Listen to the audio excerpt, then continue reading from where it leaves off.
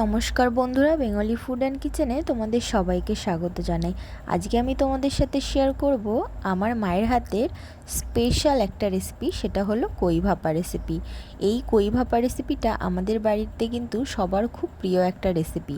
আর এই রেসিপি বানাতে যেটা লাগছে সেটা হলো জিরে, ধনে আর কাঁচা লঙ্কা বাটা, আর সেটা কিন্তু অবশ্যই শিলনোড়ায় বাটা।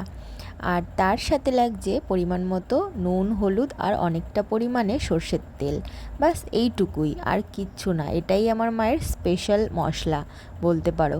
আর এই মশলাটা খুব সুন্দরভাবে ম্যারিনেট করার পর মাছের গায়ে খুব ভালোভাবে মেখে নিতে হবে।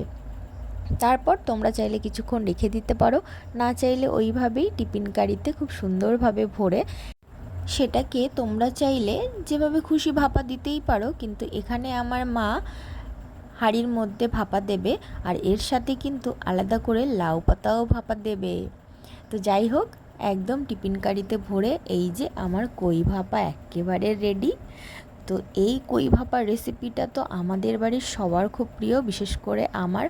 দারুণ হয়েছিল রেসিপিটা। আর এই যে মাছটা এত সুন্দর নরম তুলতুলে হয়েছিল যে কি বলবো, এখনও মুখে লেগে আছে। আর এই রেসিপিটা তোমাদের যদি ভালো লেগে থাকে, বাড়িতে একবার ট্রাই করে অবশ্যই আমাকে জানিও।